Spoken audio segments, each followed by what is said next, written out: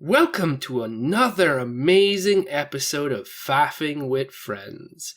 Today, we're going to talk about something that's been stewing for a long time, because two of us had watched this show, but Joe had not. So we've given him about, what is it, Ivaylo, 2 years to catch up? I mean, since episode 3. Yes, since then. So today we are finally ready to talk about The Boys. Woo! Whoever hasn't seen The Boys, you've missed out. Go watch it. You're a dickhead. I hate you. We are not friends and never will be. It's a show that satirizes the current trend of superheroes and does a very, very, very good job at it. It is, obviously it came out before Invincible, which we've also discussed on the show, and it was, I feel, the first piece of media that's gone so hard for satirizing the whole trend right now, the obsession with superheroes. What do you guys think? I'm gonna let Joe go ahead because I'm actually very curious. I have a long tirade to go into The Boys, but Joe's the first time viewer. He's seen it just the first time.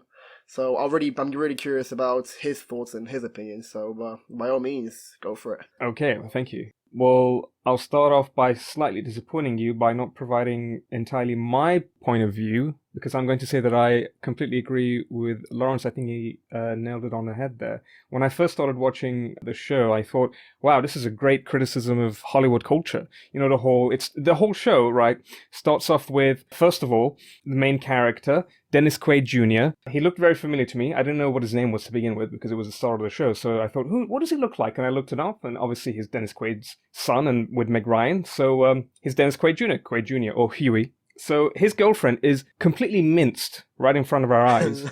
Something that I've never seen before on TV, at least not to that graphic extent. Yeah, you could say she was hit by a train. Literally hit by a train. That's very good. Okay, that's very good. So she gets hit by a train on his way back from either to or from his girlfriend's place.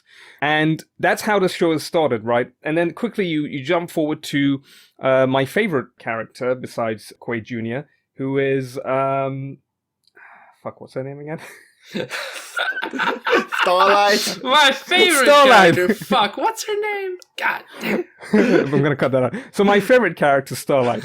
We cut to her, and then she's immediately sexually harassed by the Deep. Oh my god. So for me, immediately... The Deep, a character that we have much to say about. Yes. God. So for me, immediately, that was like, oh, this is just basically Hollywood. This is how you get started in Hollywood, sadly. Oh, it's been the unfortunate and very sad story of so many, women who have been victim of all these people like Harvey Weinstein. And then slowly, as the show goes on, Lawrence is right. It's a critique of the modern superheroes like the Avengers, the DC superheroes, Justice League. And even the more it goes on, the more you see what's wrong with that culture and how we glamorize, glorify, and hero worship, literally, these heroes. So for me, what it came down to was, okay, Hugh is great, but this is somewhat the story of Hugh's corruption. Mm-hmm. And at the same time, it's the story of Starlight's redemption, but it's also the story of Maeve's redemption and a few other people, including Billy Butcher. Now, Billy Butcher, for all the wrong reasons, is my favorite character, because he's that sort of nihilistic, morally grey character who will do the things you think should be done to deliver justice, but deep down in your heart is morally wrong to do. And he's played by Carl Urban, which is just a cherry on top. It is absolutely brilliant. Like, my favorite scene from season 2 was Denethor from Lord of the Rings, Faramir's dad, having a scene with Carl Urban. Hell yeah. How could you beat that? You can't make this up. So that's me in a nutshell. Before I unwrap it even more, I'll pass it back to Ivaylo and Lawrence, and I'll come back in a bit with more. See, I think that you touched a very important topic, the idea of redemption, and how, all these characters go through a significant metamorphosis, and some of them end up being way more clean or way more dirty than they started. Apart from just two characters who, in my mind, are absolutely irredeemable. And they're obviously on both sides of the spectrum. They're the main driving antagonistic and protagonistic forces. Again, Billy Butcher and Homelander. I think that they make the show. Their chemistry makes the show. Every single encounter between them at the start of, at the end of season 1 with Homelander's Oedipus complex mummy/boss whatever you want to Yeah. call her. And then at the end of season 2 with Stormfront and Ryan, I think every single interaction those two have on screen is absolute golds. And I think that deep down they're so morally corrupted that they can't be redeemed. And I think that the show absolutely hinges on that, because you see joke people like the Deep who like have zero like moral etiquette and like are just absolutely sexual abuse, and then he goes through like some weird church Scientology thing, and then you have Starlight who like sheds away from like her good girl persona to like save the ones she loves, but Butcher and Homelander are just completely stuck in this loop of hatred and destruction. Not even towards one another. I mean, Butcher hates Homelander way more than Homelander hates Butcher. But those two characters are the exact same character, in my opinion. And they're just bound to fight forever. They're the infinite conflict in the show. And I'm gonna finish off by saying that, Starlight says that in season 2, she says, "Oh yeah, I used to know someone exactly like you, but he used to wear a flag for a cape." She says that to Billy Butcher because he's so against the idea of like a normal and good soup. To him, all soups are evil. Just, that's it. Because of Homelander, all soups are evil, and for Homelander, all humans are beneath him. So ideologically, they're very similar, and I just love watching them clash. Obviously with the personal elements mixed in, but, on my opinion, they make the entire show. So I do agree with you that my favorite two characters are obviously Billy and Homelander. And Homelander especially because he's one of my favorite portrayals of a villain in like a long time in television. Like, it's been a while since I've seen one where I'm just like captivated by every single second he's on screen in a TV show. But I think he's greatly cast, and he's played by an actor who also plays the main character in a show that very few people watch, that I really loved back when it was airing, and it was called Banshee. Now, anyone who saw that show knew that this actor was a great fit, because he's just got range. He can be badass and terrifying when he needs to. But as Homelander, you see him like reach a new level with just the way he plays him. He plays Homelander in such a way where there are times where even with everything he's done and doing and will continue to do, you almost feel bad for him. You almost feel pity at moments. You see, the flashbacks to when he was a baby in the lab with just his little blankie, and that was like it. That was his only attachment to humanity, like having this blanket that the doctor gave him. Or you see like, just the actual broken face on him at the end of season 2 when he's like kind of lost every facet of the fight. Like, he's lost Ryan to Billy.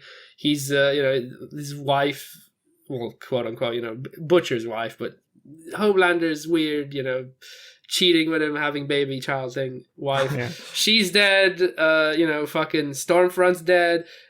Everyone that like Homelander had become even slightly attached to has either gone away or died. And at the end of that season, you see him, man, just this face that he makes. The way the actor portrays his emotions in that moment is just, it's perfect. Like, I legitimately felt bad for him, and I could tell that, this is the setup for him going completely overboard past this point, right? Because he hadn't quite yet. Are you talking about the masturbation scene? Yeah. That's the setup for the trajectory of where Homelander's headed is that just, I don't care anymore. You know what's very Fuck funny? Everyone. There's something that's very funny about that scene. They actually recorded that scene in season 1, but they didn't have anywhere to put it because it didn't fit narratively. So they just saved it until the correct moment, and I guess the end of season 2 was the correct moment.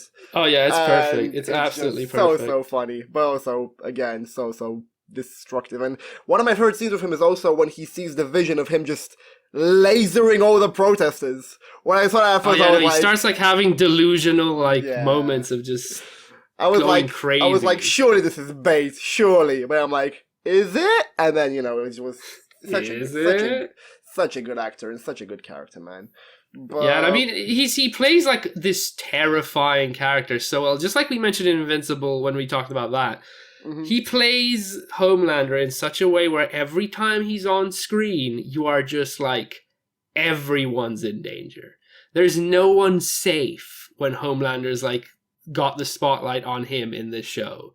And you feel that by like even halfway through season 1, you're just like, oh fuck, you know, every time Homelander lands or like crashes through a wall or just goes, you know, Homelander's here. It's like, oh, the feeling everyone of hide. dread, the feeling of dread that accompanies him. And we did touch upon this in Invincible, but we're obviously gonna have to touch on it here.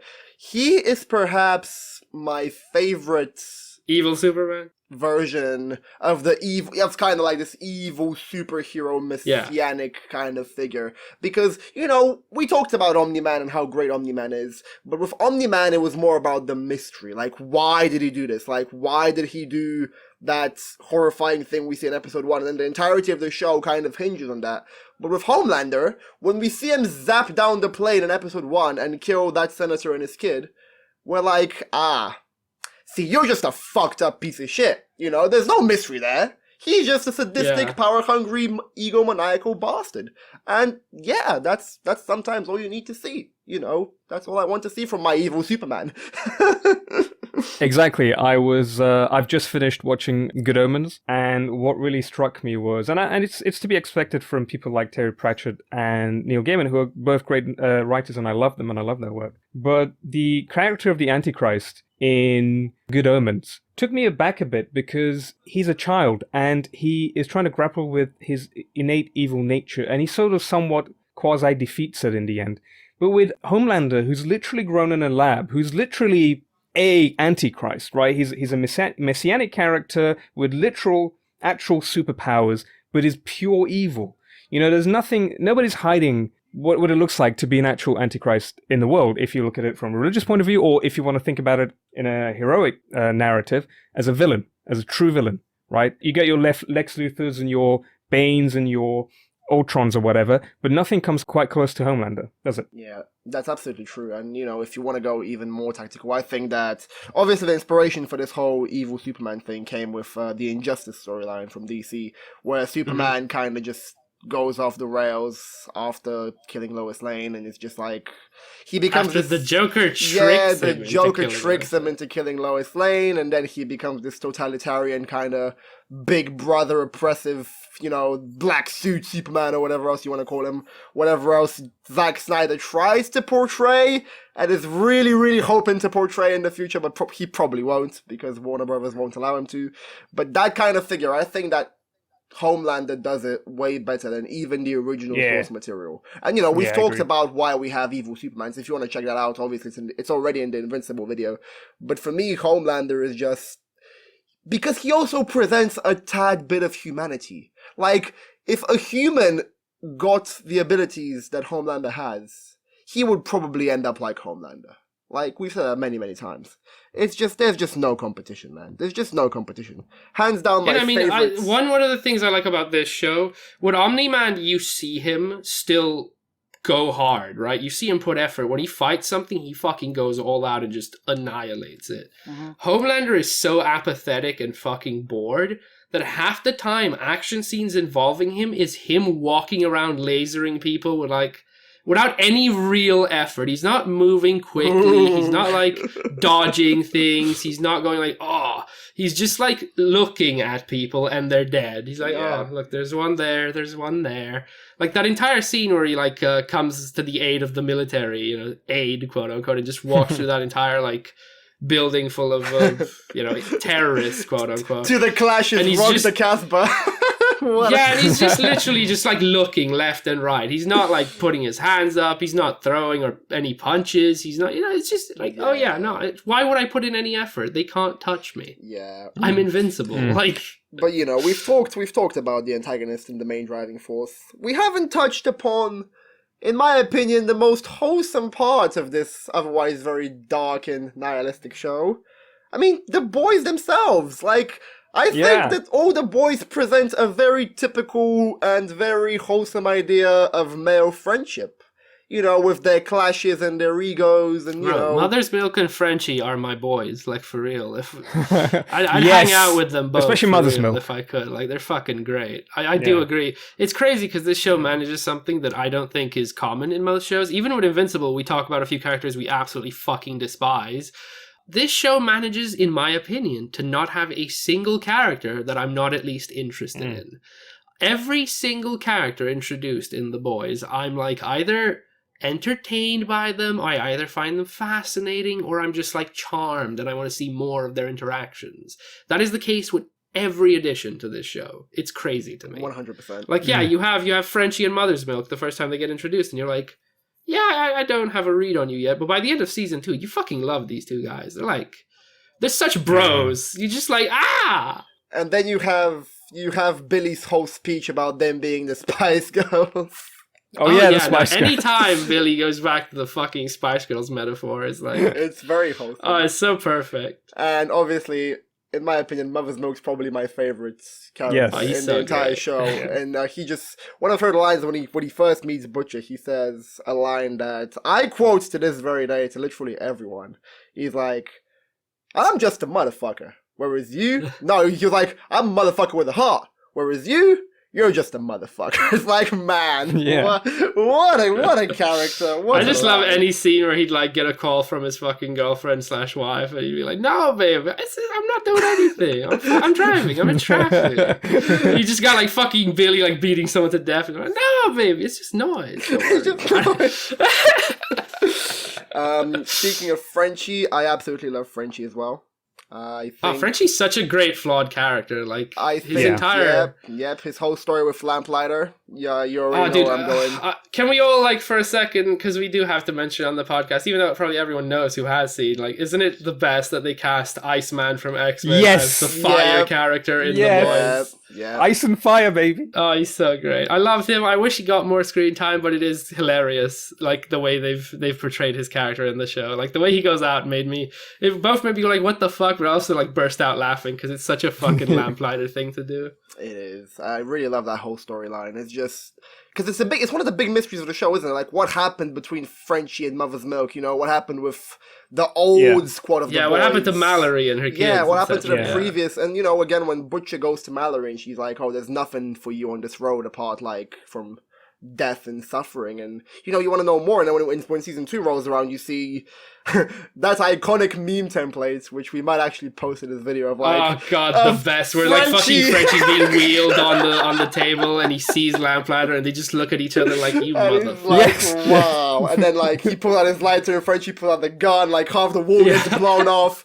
It's what a that was honestly both like one of the tensest but one of the funniest scenes I've ever seen. Like the faces they make when they like notice each other, when they realize who's in front of them. Yeah. Oh, I cracked the fuck up at that moment. And you know, you realize that Frenchie wasn't just some kind of fuck up who abandoned his post, but he had to make a very hard choice, you know. Yeah. That's why he's a flawed tragic character, because he didn't like fuck up. He literally just went, I can fuck up one thing or fuck up the other. I have to pick which one I'm going to fuck up. And then his friend actually ended up dying of an overdose regardless. So that's later, which makes it even like sadder that's the choice he made. But yeah, Lamplighter, Frenchie, and Mallory, phenomenal side characters. You know, we can't even just focus on Butcher and Homelander. You know, they're the main ones. Yeah, but you know, it's just like the overall idea, man. Like the overall supporting character. Apart from the Deep, I fucking hate the Deep. Can't stand the Deep.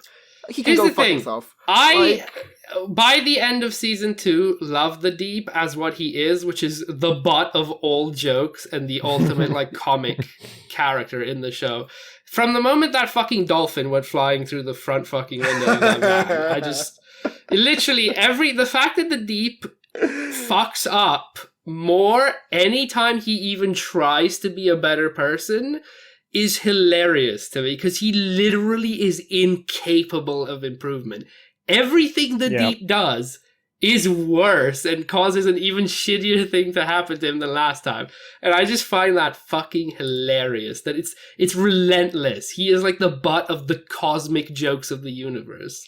He cannot have a moment, and it's so funny. The only thing I like about the Deep is that Patton Oswalt voices his gills when he's high. Oh yeah, I know, Patton Oswalt is his fucking gills. Oh my god, why did you remind me of his fucking gills? Oh, I remember that scene because it's okay, bro. You gotta normalize the gills. Where the woman fingered his gills. Oh. Yeah, that was a horrible scene. That was like, Yeah, very bad. Ugh. Can I talk about three of my favorite characters? Look, Go on. I love Billy Butcher and Huey as much as the next guy, and I love Mother's Milk. Like he was one of the first characters that I actually liked immediately. I didn't have to think about it. But I grew to like Queen Maeve, despite her complex relationship with Homelander and her ex, and also Kimiko and Starlight. Starlight is my favorite because obviously she's a devout Christian. She's a pure superhero. She's in it to save people. She's not in it for the limelight or, for the money or anything like that.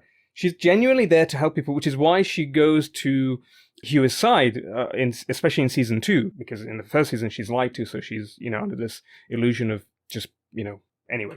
So her thing is, she starts off she gives that whole speech at the evangelical gathering, right, where she says there's no God and yes, with stretchy gay man Ezekiel, preacher. Yeah. Ezekiel, and then she outs the Deep on their live, and then which is exactly what you'd expect her to do because it's the right thing to do. And then that scene, and when the Deep's like somewhere else watching it on TV, fuck. Yeah. just like, oh fuck. Yeah, I love that scene. But then by the end of season 2, you see that her faith is coming back, but it's not the faith that she was told to believe. She was forced to believe when she was younger.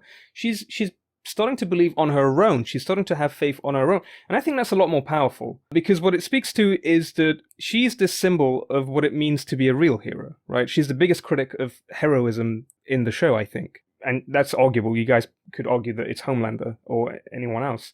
But I think what she's trying to do is that she's on a very difficult crusade of trying to prove that what it means to be good is to be sacrificial, is to literally give everything that you can and do what's right, including when A-Train had a heart attack and they could have just walked away and allowed him to die and, prevented so many problems for themselves. They didn't walk away.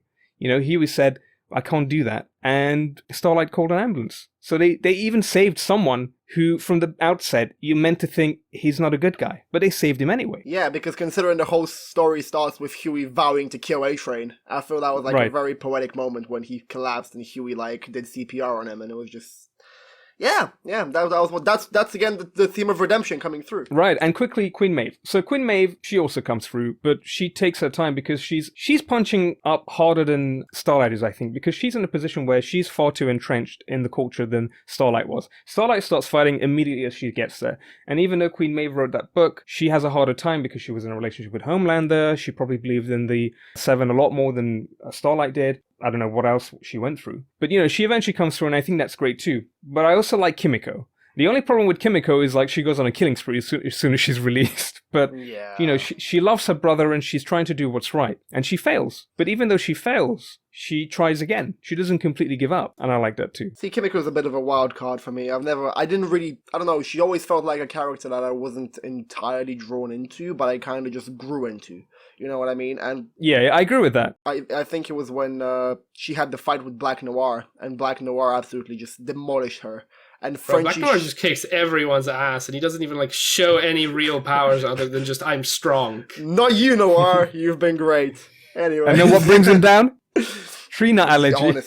Honest to God, I'm not gonna bring up the comics because they're not the entirety. They're not as good as the show in my opinion. I like Garth Ennis. What do you even know? Have you read them? Yeah, I know who he is. I don't know if they're gonna go that same route, but I love Garth Ennis. If you haven't checked out Garth Ennis' work, I recommend you check out the graphic novel Sarah, amazing wartime piece by Garth Ennis. But what was I gonna say? Yeah, when Kimiko finally gets sliced and diced by Black Noir and Frenchie kind of goes there and I really thought she was gonna die, and when she came back, I was like, okay, there's actually some hope and some further development for this character. And then in season 2, when her brother shows up, that's where she finally starts coming into her own, I feel like. But yeah, man, I agree with all three of your choices as your favorite characters, and I can't wait to see how, because I feel like in the future, in season 3, that's gonna be the opposition against Homelander.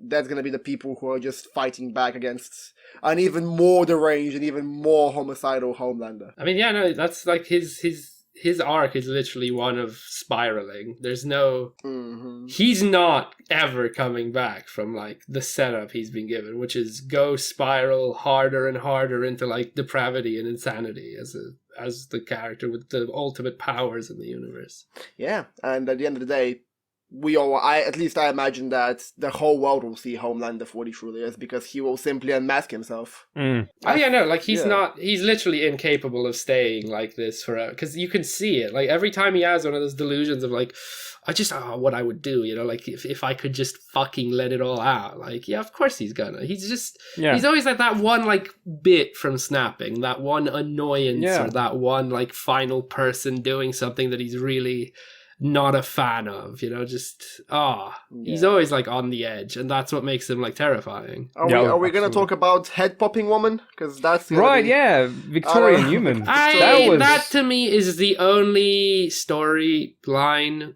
thing that I haven't really cared for as a twist.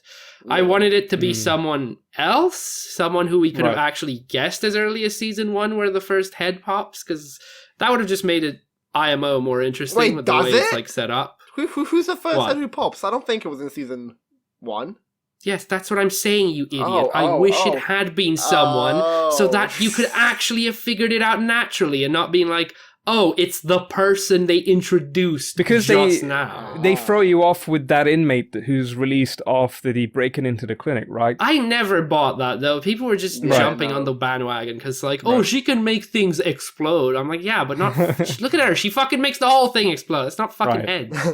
She clearly has, like, zero control over her weird... freaky-ass powers. Yeah, but... Let's talk about the giant penisman. Oh my god. Let's talk about when Mother's Milk just gets strangled by a massive dong, and he's like, what the fuck was that?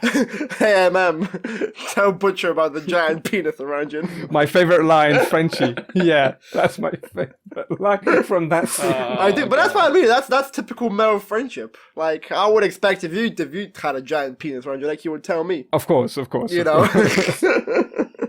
It was so funny. Jesus Christ. That entire, like, oh my god. I've obviously covered the whole ideological perspective of the boys with what Homelander symbolizes, what Stormfront symbolizes. I've covered that to death in my analysis of this show, all the way back in episode 4, Thinking Inside the Box. Wow. Go check it out if you haven't, where we talked about the boys, and I went on a whole 10-minute tirade about how Homelander is neo-Nazism and how Stormfront is traditional Nazism and how they together make like the new face of America. But Joe Biden's president now, so we don't have to worry about that. We move on anyway. Do we want to talk about Billy's wife and the fact that after all that effort he went into saving her and getting her back, even though he fought for like 8 episodes that she was dead, she dies anyway? I mean, he deserves it. Oof. All I have to say about that. That's my whole idea of him being irredeemable. And he also gives up his son. Well, not his son. He also gives up the child. Her son. He also gives him up, and he continues down his spiral of just being the lonely badass who will fight until death. And, he doesn't deserve a happily ever after, in my opinion. Just like Homelander doesn't. And if, at least in the comics, Homelander, and spoilers, him and Homelander absolutely fucking kill each other. I don't know if they're on course to do this in the show, but yeah, no, I felt sorry for her, because her life was quite sad. I obviously feel sorry for Ryan, but I think that is Butch's absolute, that's his albatross, man. That's his albatross. Right. You've gone down on this path of violence, murder. Look what he did to fucking Mesmer. Poor Mesmer, bro. Yes. Mesmer got absolutely fucked on that scene. Oh yeah, no, Mesmer gets absolutely fucking wrecked. Like, that entire scene, it's like, I also knew, like, the moment he betrayed them, I was like, oh yeah, Mesmer's fucking dead. See, it's very ironic, because the scene that's the most violent scene that's made me cringe the most, it has not been by Homelander lasering someone, or by a superhero killing someone. It's by a fucking human, our main character, absolutely slaughtering another superhero. Yeah, because it's far more realistically...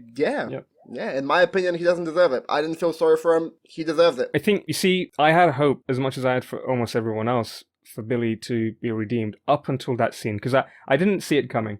I didn't see Haley Joel Osment seeing dead people, also being able to talk to them. That was a great callback.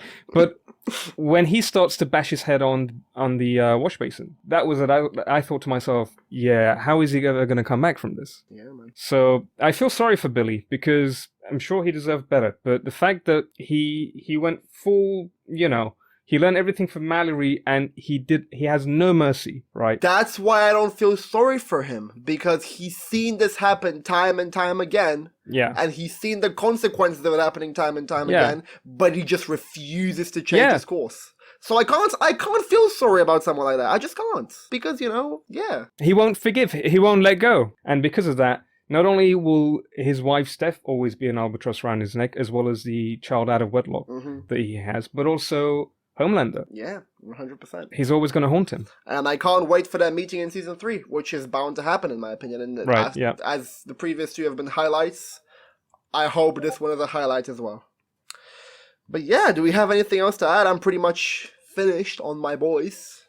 I just want to thank Lawrence first, who first saw it and lobbied me to watch it, then you. Yes. Yeah, I pretty much, this is one of those Lawrence cases where I forced everyone I knew to watch this fucking show, because I was like, yo, you guys are fucking stupid, please watch this show. I don't know what to talk to about It it. was actually the first one of many Lawrence recommendations, so... Yeah. It's also like, when one of these comes out and all these amazing memes come with it, it's like, I need to be able to send these memes to someone. Someone needs to understand the Frenchie and fucking Lamplighter looking at each other thing.